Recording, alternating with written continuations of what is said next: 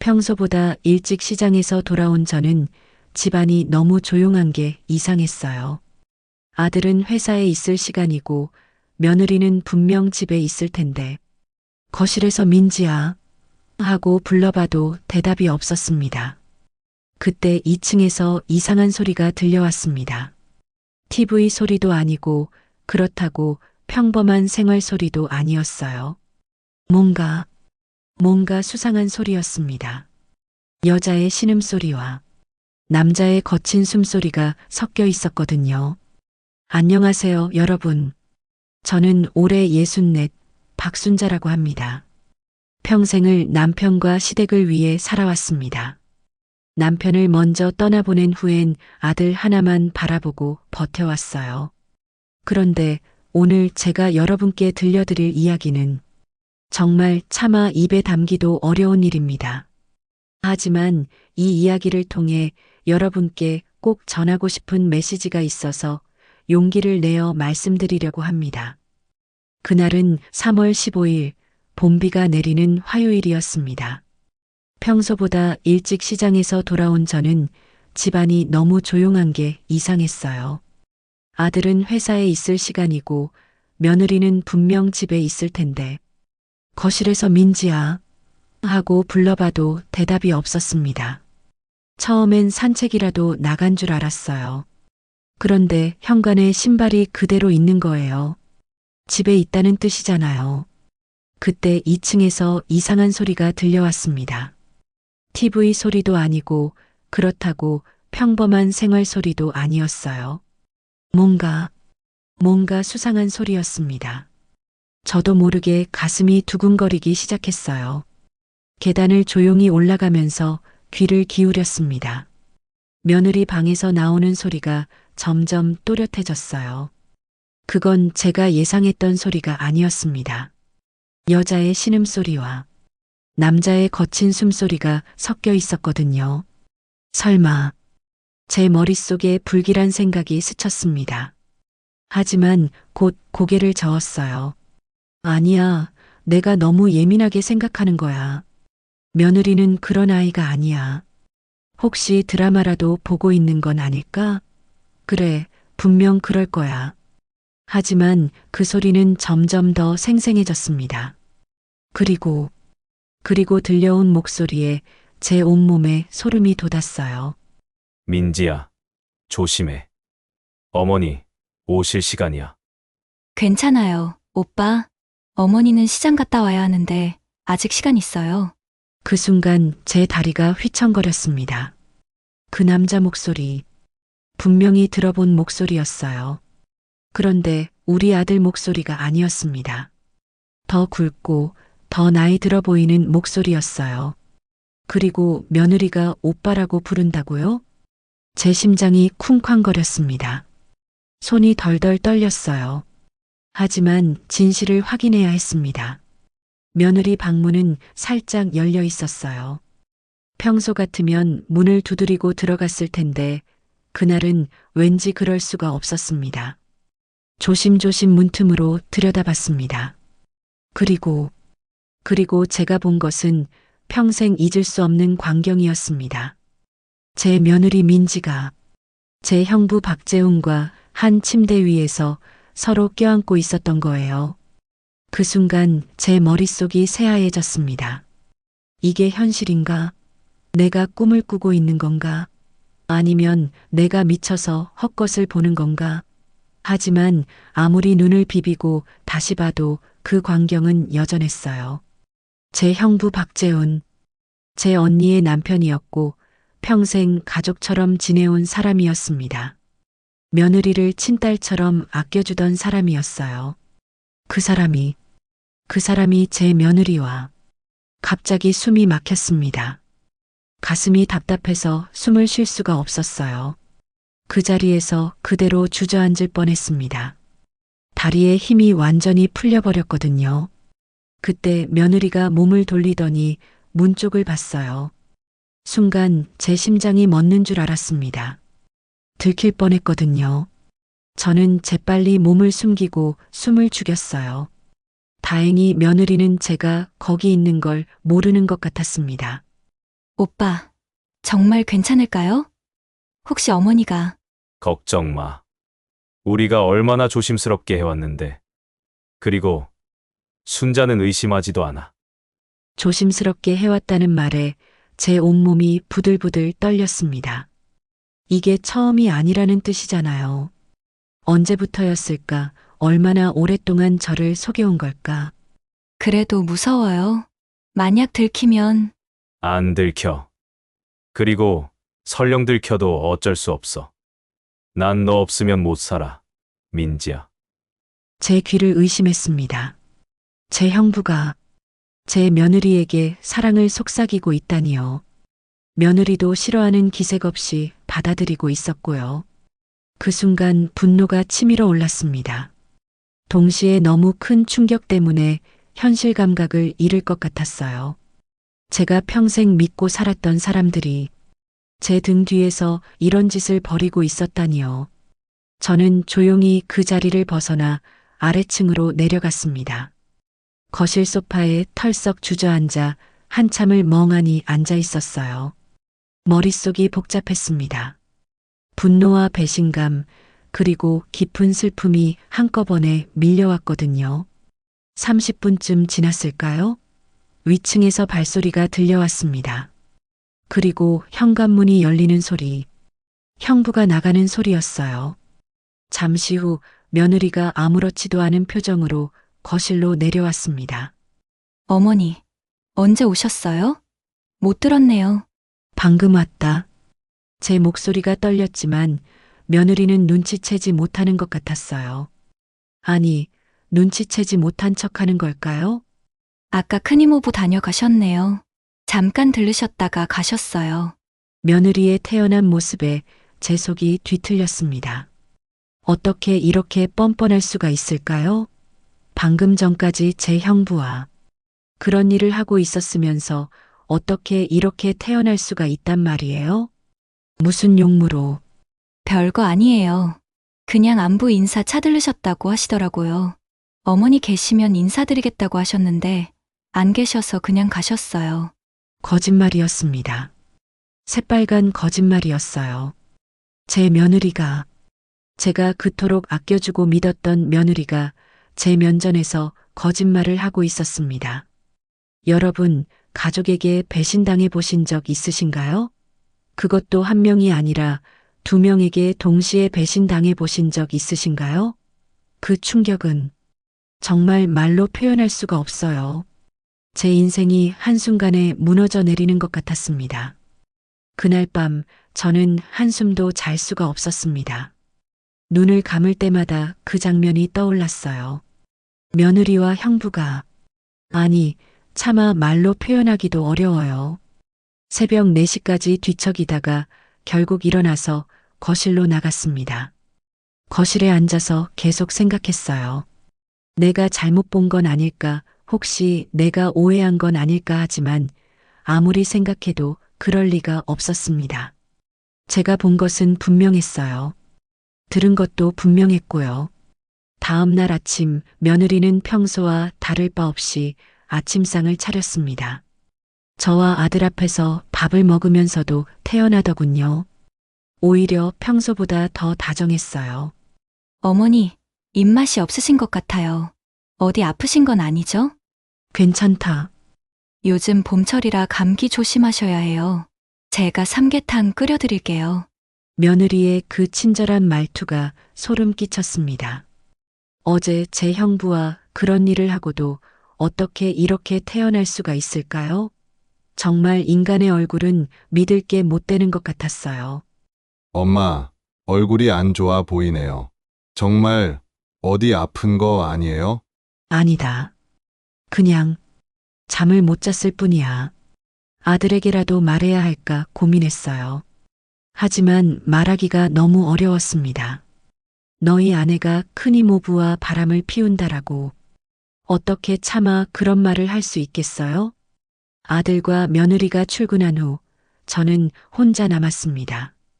그때부터 본격적으로 의심하기 시작했어요. 며느리 방을 한번 살펴볼까 했지만 그것도 쉽지 않았습니다. 만약 아무것도 없다면 제가 정말 오해한 거라면? 하지만 결국 며느리 방에 들어갔습니다. 처음엔 조심스럽게 둘러만 봤어요. 겉으로 보기엔 평범했습니다. 하지만 자세히 보니 이상한 점들이 눈에 띄었어요. 침대 옆 휴지통에 구겨진 티슈가 많았어요. 그리고 낯선 냄새가 났습니다. 남자 향수 냄새였어요. 우리 아들이 쓰는 향수와는 다른 냄새였습니다. 화장대를 열어봤더니 생리대가 떨어져 있었어요. 하지만 며느리는 지난달에 생리가 끝났다고 했었거든요. 왜 생리대가 여기에? 설마 그런 용도로 사용한 건 아니겠죠? 점점 더 의심스러웠어요. 세탁 바구니를 열어봤더니 구겨진 옷가지들이 들어 있었습니다. 며느리 블라우스와 남자 셔츠가 함께 들어 있었어요. 그 셔츠는 우리 아들 것이 아니었습니다. 이게 뭐지? 셔츠를 집어들고 냄새를 맡아봤어요. 역시 낯선 남자 냄새가 났습니다. 그리고 그 냄새는 형부 냄새와 비슷했어요. 그때 현관문 열리는 소리가 들려왔습니다. 깜짝 놀라서 급하게 모든 걸 원래대로 돌려놨어요. 며느리가 뭔가를 가지러 집에 온 것 같았습니다. 어머니? 집에 계세요? 응, 있다. 며느리가 2층으로 올라오는 발소리가 들렸어요. 저는 급하게 며느리 방에서 나와서 제 방으로 갔습니다. 심장이 쿵쾅거렸어요. 어머니, 잠깐만요. 급한 서류를 깜빡했어요. 잠시 후 며느리가 다시 나가는 소리가 들렸습니다. 그런데 나가면서 휴대폰으로 전화하는 소리가 들려왔어요. 오빠, 저 이상해요. 어머니가 뭔가 의심하시는 것 같아요. 조심해. 당분간 만나지 말자. 제 심장이 멎을 뻔했습니다. 역시 형부와 통화하고 있었어요. 그리고 저를 의심하고 있다는 걸 알고 있었던 거예요. 하지만 오빠, 일단 기다려. 너무 자주 만나면 들킬 수 있어. 며느리가 전화를 끊고 나가는 소리가 들렸습니다. 저는 그 자리에서 다리가 풀려 주저앉고 말았어요. 제 의심이 틀리지 않았습니다. 정말로 그 둘이 바람을 피우고 있었던 거예요. 그날부터 저는 본격적으로 증거를 모으기 시작했습니다. 하지만 쉽지 않았어요. 며느리는 평소보다 더 조심스러워했고 형부도 집에 자주 오지 않았습니다. 며칠 후 저는 현관에서 이상한 걸 발견했어요. 며느리 가방에서 떨어진 영수증이었습니다. 모텔 영수증이었어요. 그것도 평일 오후 시간대였습니다. 제 손이 덜덜 떨렸어요. 이게 결정적 증거였습니다. 며느리가 평일 오후에 모텔을 간다? 그것도 아들이 회사에 있는 시간에? 이제 확실해졌어요. 저는 그 영수증을 조심스럽게 접어서 제 방에 숨겨두었습니다. 그리고 며느리의 행동을 더 자세히 관찰하기 시작했어요. 며느리는 매주 화요일과 목요일마다 외출했습니다. 친구 만나러 간다, 쇼핑하러 간다며 집을 나섰어요. 하지만 돌아올 때면 쇼핑백도 없었고 친구를 만났다는 흔적도 없었습니다. 어느 날은 몰래 따라가 볼까도 했어요. 하지만 용기가 나지 않았습니다. 만약 정말로 형부와 만나는 걸 직접 보게 된다면 그 충격을 감당할 수 있을까 싶었거든요. 대신 며느리가 외출한 날에는 형부에게 안부 전화를 걸어봤어요. 형부, 요즘 어떻게 지내세요? 아, 순자야. 그냥 그래. 요즘 일이 많아서 바쁘다. 형부 목소리가 좀 이상하네요. 어디 가시는 길이에요? 아니야. 집에 있어. 그냥 감기 기운이 있나 봐. 거짓말이었어요. 전화 너머로 자동차 소리가 들렸거든요. 분명히 어디 가는 길이었는데 집에 있다고 거짓말을 한 거예요. 그날 밤 며느리가 돌아왔을 때 유심히 봤어요. 화장을 다시 한 흔적이 있었고 옷에서도 낯선 냄새가 났습니다. 그리고 무엇보다 표정이 밝았어요. 뭔가 좋은 일이 있었던 것처럼. 어머니, 저녁 준비할게요. 오늘 친구들 만나서 기분이 좋네요. 어떤 친구들, 대학 동창들이요. 오랜만에 만나서 수다 떨었어요. 또 거짓말이었습니다. 대학 동창을 만났다면 여자친구들과 만났을 텐데 화장을 그렇게 진하게 다시 할 필요가 있었을까요? 저는 점점 확신하게 됐어요. 며느리와 형부가 정말로 바람을 피우고 있다는 걸. 하지만 여전히 결정적인 증거가 부족했습니다. 혹시라도 제가 오해하고 있는 건 아닐까 하는 의심도 있었고요. 그러던 어느 날 저는 며느리 휴대폰을 잠깐 보게 됐어요. 며느리가 샤워하는 동안 거실에 휴대폰을 두고 간 거예요. 문자 메시지가 와서 화면이 켜져 있었는데 그 문자는 형부에게서 온 거였어요. 오늘 못 만나서 아쉬워. 내일은 꼭 만나자. 보고 싶어 죽겠어. 그 순간 제 온몸에 소름이 돋았습니다. 이제 더 이상 의심할 여지가 없었어요. 정말로 그 둘이 바람을 피우고 있었던 거였습니다. 그 문자를 본 후로 저는 잠을 잘 수가 없었습니다. 밤마다 뒤척이면서 그 문장이 머릿속에서 맴돌았어요. 보고 싶어 죽겠어? 제 형부가 제 며느리에게 그런 문자를 보냈다니요. 다음 날부터 저는 본격적으로 증거 수집에 나섰습니다. 더 이상 망설일 수 없었어요. 이 일을 확실히 해결하려면 누구도 부인할 수 없는 증거가 필요했으니까요.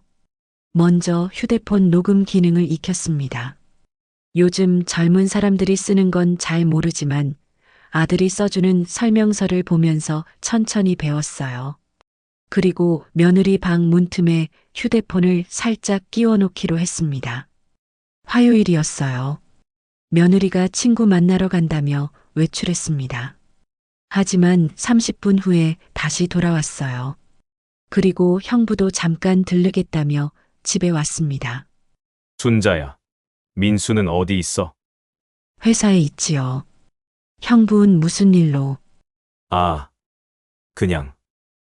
얼마 전에 빌려간 책 좀 가져가려고. 또 거짓말이었어요. 형부가 우리 집에서 책을 빌려간 적이 없거든요. 하지만 모른 척 했습니다. 그리고 조용히 2층으로 올라가서 제 방에 들어가 있었어요. 잠시 후 며느리가 돌아오는 소리가 들렸습니다. 그리고 형부와 며느리가 작은 목소리로 대화하는 소리가 들렸어요. 어머니는 어디 계세요? 방에 계셔. 조용히 해. 저는 조용히 문을 열고 귀를 기울였어요. 그들이 2층으로 올라가는 발소리가 들렸습니다. 그리고 며느리 방문이 닫히는 소리도 들렸고요. 저는 휴대폰을 들고 조심스럽게 복도로 나갔습니다. 며느리 방문 틈에 휴대폰을 끼워 놓고 녹음을 시작했어요. 심장이 쿵쾅거렸지만 꼭 필요한 일이었습니다. 10분쯤 지났을까요? 방 안에서 소리가 나기 시작했어요. 처음엔 작은 대화 소리였지만 점점 더 생생해졌습니다. 오빠, 정말 조심해야 해요. 어머니가 의심하고 계신 것 같아요. 괜찮아. 우리가 증거를 안 남기면 돼. 하지만 너무 무서워요. 만약 들키면 안 들켜. 그리고 민지야. 나는 너 없으면 정말 못 살아. 이 관계를 포기할 수 없어. 그 다음에 들려온 소리는 차마 말로 표현하기 어려워요. 침대에서 나는 소리, 그들의 신음소리. 제 며느리와 형부가 바로 옆방에서 그런 일을 벌이고 있다는 게 믿어지지 않았습니다. 저는 30분 동안 그 자리에서 버텼어요. 몸도 마음도 너무 아팠지만 확실한 증거를 잡기 위해서였습니다. 마침내 그들의 목소리가 다시 들렸어요. 오빠, 이제 가셔야 해요. 민수 오빠 올 시간이에요. 알았어. 다음 주 목요일에 다시 만나자. 그 모텔에서. 네, 알겠어요. 사랑해요, 오빠. 나도 사랑해, 민지야. 그 순간 제 심장이 멎는 줄 알았어요. 사랑해라는 말까지. 이제 더 이상 의심할 여지가 없었습니다. 저는 급하게 휴대폰을 챙겨서 제 방으로 돌아갔어요. 잠시 후 형부가 먼저 나가는 소리가 들렸습니다. 그리고 며느리도 아무렇지도 않은 듯이 1층으로 내려왔어요. 아까 큰이모부 오셨었는데 책 하나 가져가셨어요. 그냥 있었다. 제 속이 뒤틀렸어요. 방금까지 그런 일을 하고도 어떻게 이렇게 태어날 수 있을까요? 며느리의 얼굴을 보니 화장도 다시 한 것 같았어요. 그날 밤 녹음 파일을 다시 들어봤습니다. 몇 번을 들어도 충격적이었어요. 제 가족들이, 제가 믿고 있던 사람들이 이런 짓을 벌이고 있었다니요. 며칠 후 저는 더 결정적인 증거를 잡기 위해 그들이 만나는 모텔을 찾아갔어요. 녹음에서 들은 그 모텔 말이에요. 혹시라도 그들을 직접 목격할 수 있을까 해서요. 목요일 오후 2시 저는 그 모텔 근처에서 기다렸어요. 손에는 휴대폰을 들고 있었습니다. 사진이라도 찍어야겠다고 생각했거든요. 30분 정도 기다렸을까요? 익숙한 차 한 대가 모텔 주차장에 들어오는 게 보였어요. 형부 차였습니다. 그리고 조금 뒤에 택시에서 내리는 며느리가 보였어요.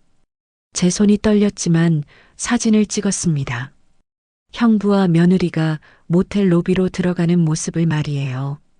비록 멀리서 찍어서 선명하지는 않았지만 얼굴은 알아볼 수 있었어요. 그들이 모텔에 들어간 후 저는 그 자리를 떠났어요. 더 이상 볼 수 없었습니다. 너무 충격적이고 고통스러웠거든요. 집으로 돌아가는 길에 저는 울었어요. 버스 안에서 사람들이 보는 앞에서 펑펑 울었습니다. 70년을 살면서 이런 배신을 당할 줄은 몰랐어요. 그날 저녁 며느리는 평소보다 더 밝은 표정이었어요. 저녁 준비도 정성스럽게 했고 아들에게도 평소보다 더 다정했습니다. 여보, 오늘 회사는 어땠어요? 그냥, 그래. 요즘 일이 많아서 피곤해. 그러게요. 너무 무리하지 마세요. 제가 마사지 해드릴게요. 그 장면을 보면서 제 가슴이 찢어질 것 같았어요. 며느리가 아들에게 다정하게 대하는 모습이 오늘 오후에 형부와 모텔에 있었던 것과 너무 대조적이었거든요. 다음 날 저는 아들에게 슬쩍 얘기해 봤어요. 혹시라도 제 말을 믿어줄까 해서요. 민수야, 혹시 민지가 요즘 이상하지 않니? 이상하다뇨? 뭐가요? 자주 외출하고 친구들 만난다고 하는데 엄마, 또 시작이에요. 민지는 친구들이 많잖아요. 당연히 만나러 다니죠. 하지만 엄마, 제발 의심하지 마세요.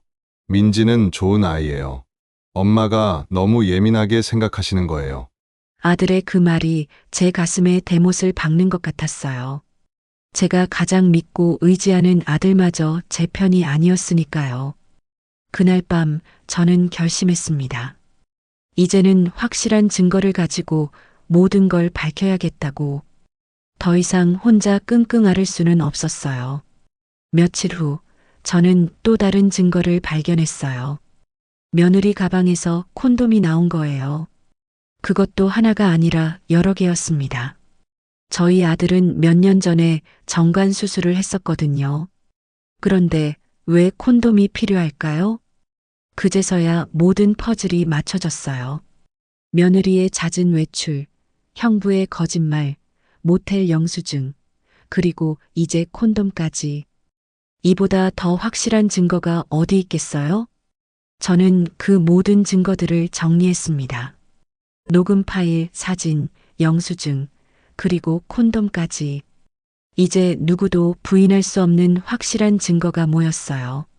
하지만 여전히 마음이 아팠습니다. 이 증거들로 뭘 어떻게 해야 할지도 막막했고요. 가족이 무너져 내리는 걸 지켜봐야 하는 것도 고통스러웠어요. 모든 증거가 모인 후에도 저는 며칠을 더 망설였습니다. 정말로 이 일을 세상에 드러내야 할까? 가족이 산산조각 날 텐데. 하지만 결국 결심했어요.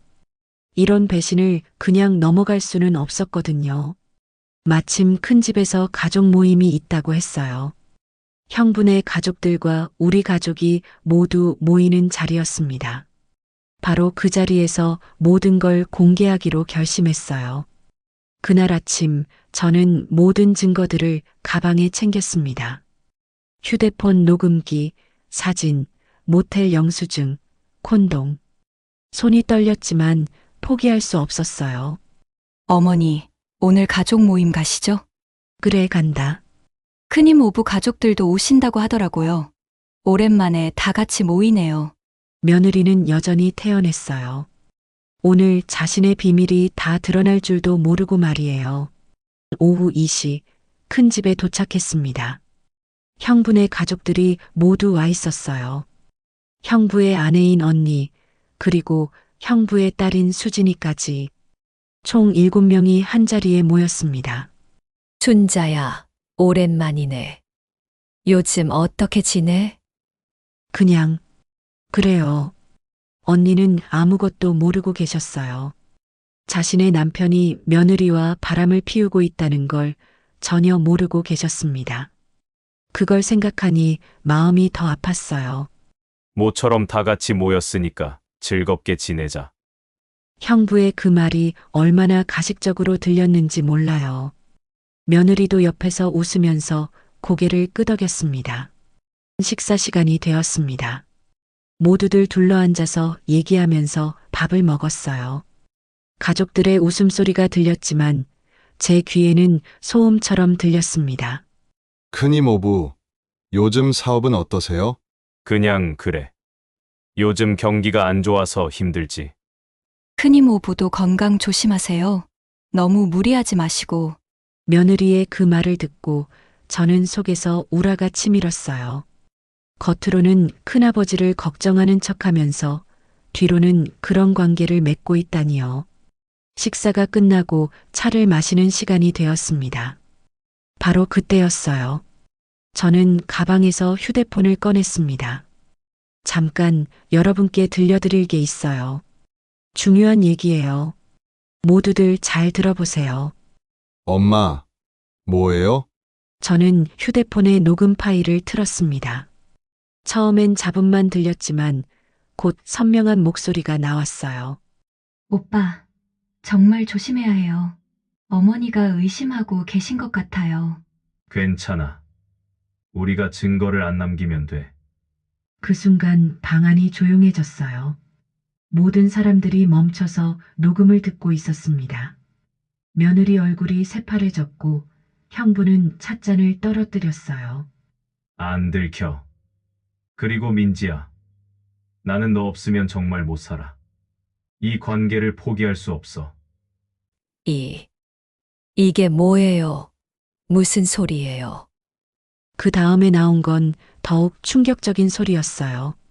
침대에서 나는 소리, 그들의 신음소리. 아들의 얼굴이 빨개졌고 언니는 손으로 입을 막았어요. 여보, 이게 정말 당신 목소리예요?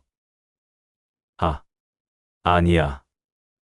이건 아니라고요? 그럼 이것도 봐요. 저는 휴대폰에서 사진을 꺼냈어요. 형부와 며느리가 모텔에 들어가는 사진이었습니다.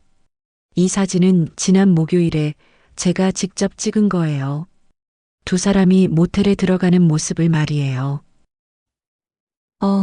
어머니, 이건 오해예요. 우연히. 우연이라고? 그럼 이건 뭐예요? 저는 가방에서 모텔 영수증을 꺼냈어요. 그리고 며느리 가방에서 나온 콘돔도 테이블 위에 올려놨습니다. 이 영수증은 민지 가방에서 나온 거고 이 콘돔들도 마찬가지예요. 우리 민수는 정관 수술했는데 왜 콘돔이 필요할까요? 엄마, 정말인가요? 아들아, 미안하다. 하지만 내가 알아야 할 진실이야. 그때 언니가 갑자기 일어나더니 형부 뺨을 때렸어요. 당신이 어떻게 이럴 수 있어요? 며느리와 여보, 잠깐만. 설명할게. 설명, 뭘 설명해요? 이 증거들을 어떻게 설명할 거예요? 며느리는 그 자리에서 울음을 터뜨렸어요. 미안해요. 정말 미안해요. 민지, 너 정말 그런 거야? 오빠, 설명할게요. 제발. 설명! 지금 와서 무슨 설명을 해? 아들이 고함을 질렀어요. 평생 그렇게 화낸 아들을 본 적이 없었습니다. 이제 모든 게 드러났어요. 이 두 사람이 얼마나 오랫동안 우리를 속여왔는지. 순자야, 미안하다. 정말 미안해. 미안하다고요? 형부, 저를 뭘로 보신 거예요? 바보로 보신 거예요? 형부의 딸 수진이도 충격을 받은 표정이었어요. 아빠가 정말 그런 일을 했어요? 아빠, 어떻게 그럴 수 있어요? 엄마한테 어떻게 그럴 수 있냐고요? 그 자리는 완전히 아수라장이 됐어요. 언니는 계속 울고 있었고 아들은 분노로 떨고 있었습니다. 며느리는 바닥에 주저앉아서 빌고 있었어요. 어머니, 정말 죄송해요. 제가 정신이 나갔어요. 이제 와서 빌면 뭐해요? 벌써 몇 달째 이런 짓을 해온 거잖아요. 순자야, 미안해. 정말 미안해. 내가 남편을 제대로 못 봤어. 언니 잘못이 아니에요. 이 두 사람이 잘못한 거예요. 그날 가족 모임은 최악으로 끝났습니다. 하지만 저는 후회하지 않았어요. 이런 배신을 그냥 넘어갈 수는 없었거든요. 집으로 돌아가는 길에 아들이 말했어요. 엄마, 정말 충격이에요. 어떻게 이런 일이? 아들아, 엄마도 너무 힘들었어. 혼자 이 비밀을 알고 있기가. 엄마가 옳았어요. 말해줘서 고마워요. 아들의 그 말에 제 눈에서 눈물이 나왔어요. 드디어 아들이 제 편이 되어줬거든요. 그날 이후 우리 집은 완전히 뒤바뀌었습니다. 며느리는 그날로 집에서 쫓겨났어요. 아들이 직접 짐을 싸서 내보냈습니다. 평생 그렇게 화난 아들을 본 적이 없었어요. 짐 다 챙겼어. 이제 나가. 오빠, 제발 한 번만 더 기회를. 짐 다 챙겼어. 이제 나가. 정말 미안해요. 제정신이 아니었어요. 미안하다고 다 되는 줄 알아? 나가. 며느리가 집을 떠나는 모습을 보면서 저도 마음이 아팠어요. 그래도 3년 동안 함께 살았던 며느리였거든요. 하지만 배신은 배신이었습니다. 며칠 후 언니에게서 전화가 왔어요. 순자야, 나 이혼하기로 했어. 언니, 30년 결혼 생활이었는데 어떻게 며느리랑 그런 짓을 할 수 있어? 나는 정말 모르겠어.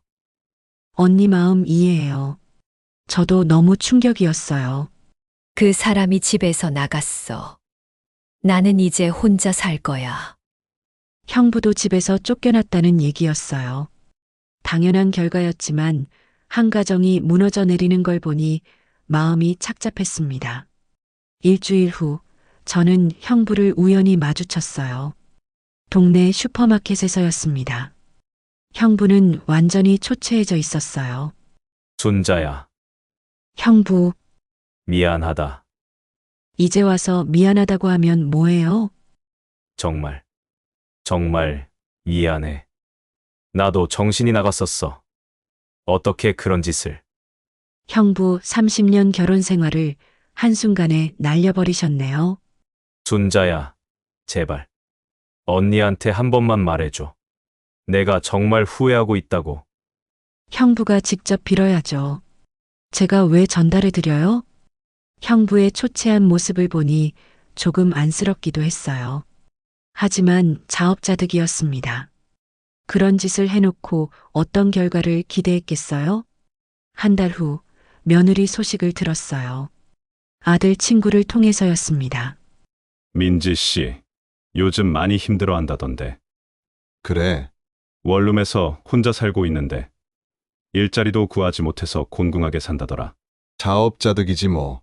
그래도 한때는 와이프였는데 와이프. 그런 짓을 한 사람을 와이프라고 부를 수 있어? 아들의 차가운 반응을 보면서 저도 복잡한 기분이었어요. 며느리가 힘들어한다는 얘기를 들으니 조금은 마음이 안 좋았거든요. 2달 후 더 충격적인 소식을 들었어요. 형부가 사업에 실패했다는 소식이었습니다. 순자야, 들었어. 내 형부 사업 망했다면서. 네, 정말요? 응. 그 일 터진 후로 정신을 못 차리더니 결국 사업도 말아먹었대. 형부의 사업 실패 소식을 들으니 마음이 복잡했어요. 물론 자업자득이었지만 그래도 평생 알고 지낸 사람이었거든요. 3개월 후 아들이 이혼 소송을 시작했어요. 엄마, 변호사랑 상담했는데 이혼 소송 걸 거예요. 그래, 그게 맞다. 위자료도 받을 수 있을 거래요. 증거가 확실하니까. 내가 판단해서 해라. 이혼 소송 과정에서 제가 수집한 증거들이 큰 역할을 했어요. 녹음 파일, 사진, 모든 게 법적으로도 유효한 증거였습니다. 6개월 후 이혼이 성사되었어요. 며느리는 위자료도 물어주게 됐습니다. 정의가 실현된 거였어요. 엄마, 이혼 최종 판결 났어요. 그래, 수고했다.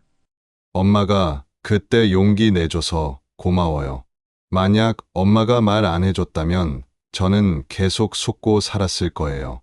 아들아, 엄마도 너무 힘들었어. 혼자 그 비밀을 알고 있기가. 이제 새로 시작해요. 우리 둘이서. 1년 후 우연히 며느리를 다시 만났어요. 시장에서였는데 완전히 달라져 있었어요. 어머니, 정말 죄송해요. 제가 정말 잘못했어요. 매일 후회하고 있어요. 어떻게 그런 짓을. 정말 정신이 나갔었어요. 이제 와서 후회해봤자 민수 오빠는 어떻게 지내세요? 내가 걱정할 일 아니야. 며느리는 많이 야위어 있었어요. 옷차림도 예전만 못했고 화장기도 없었습니다. 힘들게 살고 있다는 게 한눈에 보였어요. 집에 와서 아들에게 말했어요. 오늘 민지를 봤다. 아, 그래요? 어떻던데요? 많이 힘들어 보이더라. 그렇겠죠. 그런 짓을 해놓고 어떻게 잘 살겠어요. 그래도 한때는 엄마, 동정하지 마세요. 그 사람은 우리 가족을 배신한 사람이에요. 아들 말이 맞았어요.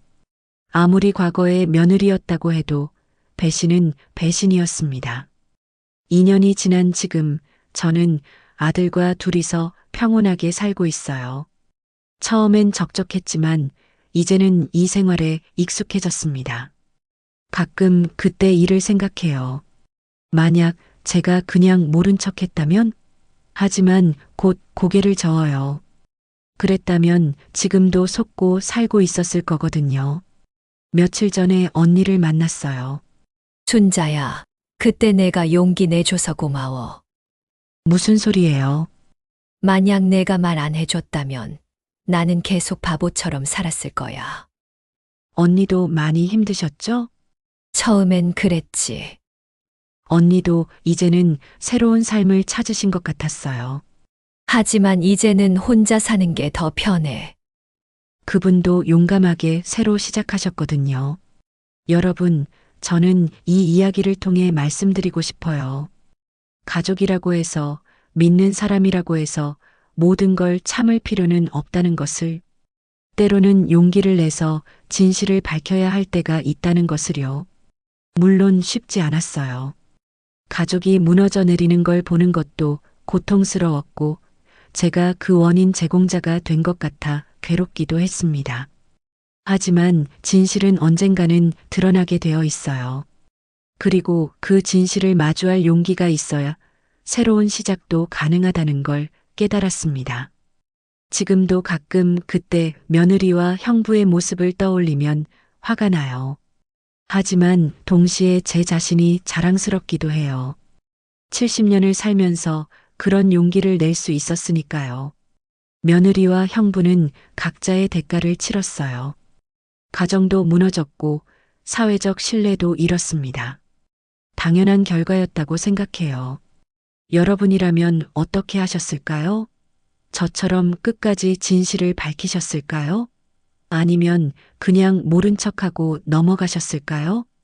제 생각에는 진실을 밝히는 게 맞는 것 같아요. 힘들고 고통스럽더라도 말이에요. 그래야 정의가 실현되고 새로운 시작도 가능하거든요. 이제 저는 아들과 함께 새로운 삶을 살고 있어요. 며느리 없는 생활이 처음엔 어색했지만 이제는 더 평화롭습니다. 거짓말과 배신이 없는 삶이니까요. 여러분도 힘든 일이 있으시면 용기를 내세요.